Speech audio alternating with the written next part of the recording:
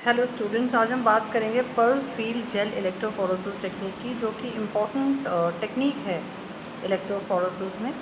और इसमें हम देखते हैं कि किस तरह से हम बड़े साइज़ के जो डीएनए मॉलिक्यूल्स होते हैं उनको हम किस तरह से सेपरेट कर सकते हैं। क्योंकि पहले जो हम टेक्निक यूज़ करते थे उसकी एक लिमिटेशन होती थी कि 20 kb के बाद में आप उसको सेपरेशन नहीं कर पाते थे।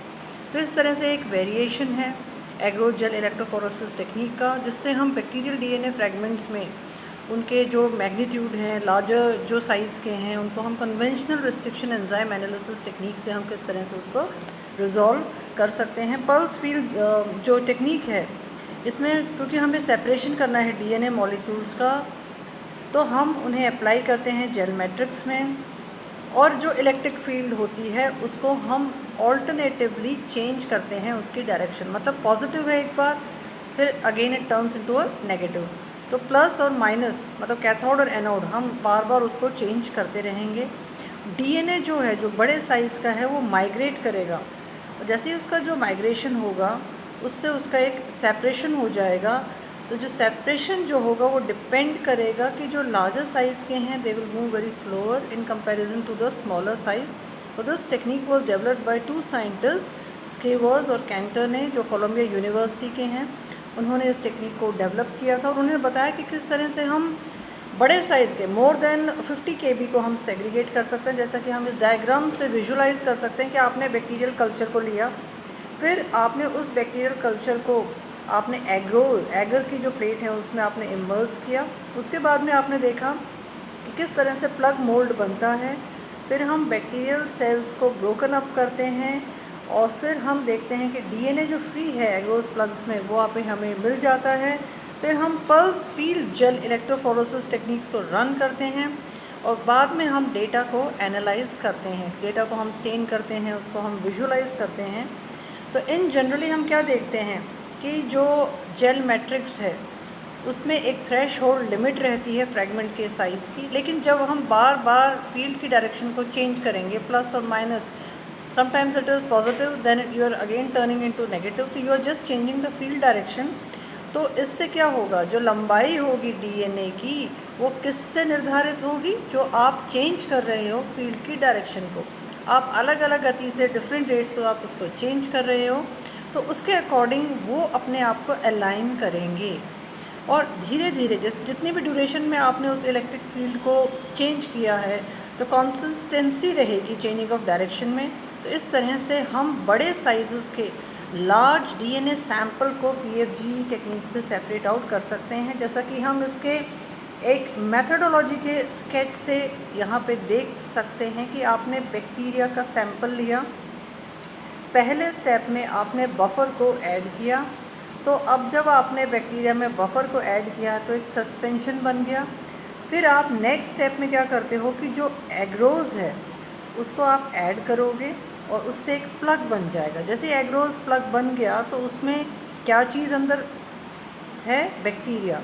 फिर आप बैक्टीरिया का लाइसिस करोगे, तो लाइसिस होने से it will break down and then whole genomic DNA उसका आ जाएगा। फिर आप रिस्ट्रिक्शन एंजाइम से उसका डाइजेशन कराओगे। Restriction enzymes they are like molecular scissors, they will cut the DNA into fragments. अब जो आपको अलग अलग साइजेस के फ्रैगमेंट्स प्राप्त हो गए हैं, इनको आप इलेक्ट्रोफोरेसिस में रन करोगे तो आप क्या देखोगे कि अलग अलग साइजेस के आपको यहाँ पे एक सेपरेशन के अलग अलग बैंड्स आप विजुलाइज कर सकते हो। तो कौन कौन से स्टेप्स होते हैं पीएफजीई टेक्निक में। पहला होता है लाइसिस, मतलब आपने बैक्टीरिया का सस्पेंशन लिया, आपने उसको एग्रो सस्पेंशन में लोड किया, यहाँ पे आप उसको इमोबिलाइज करते हो और उसके बाद में बैक्टीरियल सेल को आप लाइसिस करते हो, जिससे कि उसका डीएनए बाहर रिलीज़ हो जाएगा। अब जो एग्रोज डीएनए सस्पेंशन है उसको हम क्या कहते हैं, प्लग मोल्ड।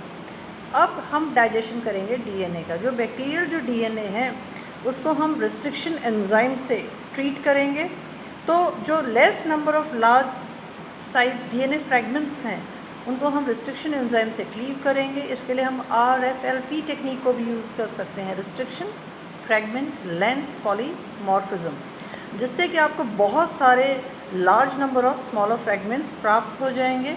फिर हम इलेक्ट्रोफोरेसिस करेंगे, जिससे कि लार्ज पीसेस ऑफ डीएनए जो हैं they are subjected to the PFG technique, because we are now हम क्या कर रहे हैं, इलेक्ट्रिकल करंट को और ऑल्टरनेटिंग डायरेक्शन को रेगुलर इंटरवल्स में चेंज कर रहे हैं।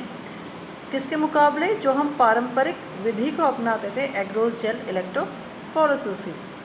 तो इस तरह से हम इनको कंप्यूटर सॉफ्टवेयर से भी लिंक कर सकते हैं, जैसे कि बायो न्यूमेरिक्स में। तो इस तरह से हम देखते हैं कि इसके डाइवर्स एप्लीकेशंस हैं पीएफजी टेक्निक के, क्योंकि यहाँ पे सेपरेशन डीएनए फ्रेगमेंट्स का बहुत ज़्यादा किलो बेस पेयर्स का होता है। तो एक तरह से हम कंस्ट्रक्शन करते हैं फिज़िकल मैप का जो अलग अलग बैक्टीरियल स्पीशीज़ के हैं। इससे हम जेनेटिक फिंगरप्रिंटिंग में उपयोग में लेते हैं। हम इसे पैथोजेनिक ऑर्गेनिजम्स की स्टडी में यूज़ करते हैं। हम इनको लिंक कर सकते हैं किस तरह से एनवायरमेंटल इश्यूज़ के साथ में जो क्लिनिकल इन्फेक्शंस को कॉज करते हैं। तो क्या क्या पॉजिटिव फीचर्स होते हैं पीएफजीई टेक्निक के। ये जो पीएफजीई टेक्निक है, क्योंकि इसमें सेपरेशन होता है जो कि 50 केबी से लेकर 10 मेगाबाइट पेयर्स तक का हो सकता है। इसमें हम पीएफजीई सब टाइपिंग भी देखते हैं, जो सब टाइपिंग बहुत सारे पैथोजेनिक बैक्टीरिया की होती है जो कि बहुत सारी डिजीज़ से रिलेटेड हैं। ऐसे ही हम देख सकते हैं कि यहाँ पे हम multi local sequence typing for many bacteria भी करते हैं, और हम इसको एक यूनिवर्सल मेथड में भी अडॉप्ट करते हैं फॉर सब typing of the bacteria. Restriction pattern जो हैं वो पीएफजी के बहुत ही ज़्यादा स्टेबल होते हैं। अब क्योंकि इसके पॉजिटिव फीचर्स भी हैं, कुछ एडवांटेजेस भी हैं, तो it also has some negative limitation associated with it. तो वो भी लिमिटेशंस क्या क्या हैं। जो लिमिटेशंस हैं कि ये बहुत ज़्यादा टाइम कंज्यूमिंग प्रोसेस है, इसमें हमारा स्किल्ड हैंड होना चाहिए। हम जो लेते हैं अलग अलग सैम्पल कल्चर्स को, उसमें हम डिस्क्रिमिनेट नहीं कर पाते।